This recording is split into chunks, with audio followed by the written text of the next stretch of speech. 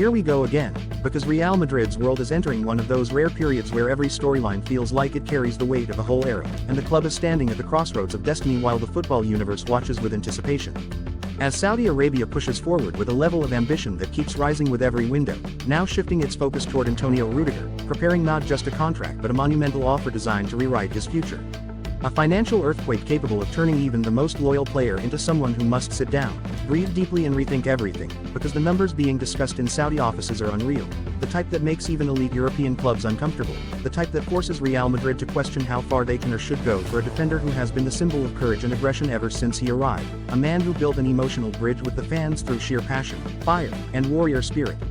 And yet the Premier League is also stirring, slowly but surely, sending signals that the door remains wide open for Rüdiger should he ever choose to return, with certain clubs whispering from the shadows that they would build their defense around him the way Chelsea once did,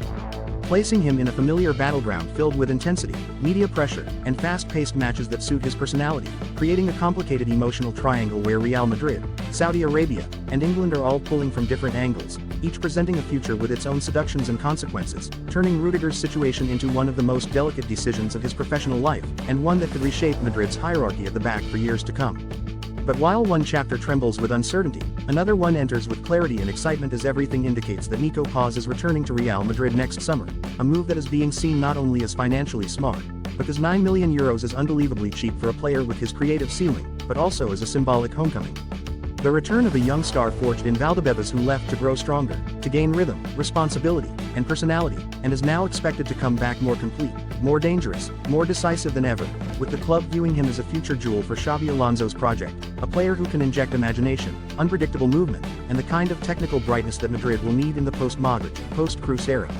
And while that return seems increasingly inevitable, another storyline is unfolding with a completely different type of energy, because Liverpool have made their proposal to Ibrahima Konaté, officially presenting the defender with a long-term project designed around him.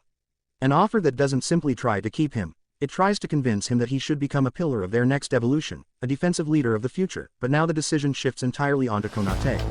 who is standing at one of those rare career crossroads where both paths have glory but only one has the correct personal alignment, because Real Madrid has quietly, elegantly entered the conversation, watching the situation with expert precision, aware that a defender with Konaté's profile, physical dominance, aerial superiority, tactical intelligence, Champions League experience, is a golden opportunity in a market where elite center-backs are becoming harder and harder to secure, especially if Rüdiger's situation pushes the club toward reinforcements. And the fascinating twist here is that Konaté now must weigh two different futures, one in Liverpool, where he is trusted and supported, and one in Madrid, where he could join an era-defining project built by Xabi Alonso, surrounded by young stars, anchored by Mbappe's firepower, and designed to dominate not just domestically but across Europe for the next decade, making his decision one of the most unpredictable and impactful of the coming months.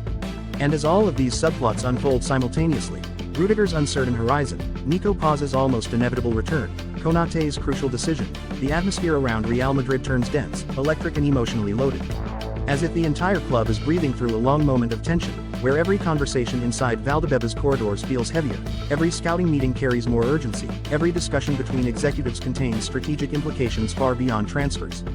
Because the club is not just planning a squad, they are planning the identity of the next era, the structural DNA that Xabi Alonso will carry into the next chapter of Real Madrid's history, and this is why these stories feel interconnected like a chain of fate, each one influencing the other in invisible but powerful ways, creating a domino effect that could redefine the defensive core, the creative department, and even the emotional heartbeat of the team.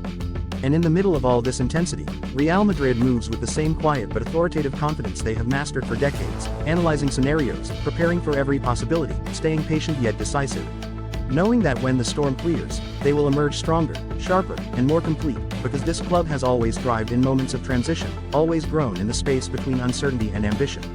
always turned pressure into opportunity, and right now, as Saudi Arabia tempts, England whispers, Liverpool pushes, and Nico Paz returns, Real Madrid is once again standing in the center of global football, shaping another massive chapter, forcing the world to watch and wonder how this story will unfold, because no matter what happens next, one truth remains: Real Madrid never stays still, and this period of turbulence may very well be the beginning of a new cycle of power, brilliance, and dominance that the football universe will remember for years.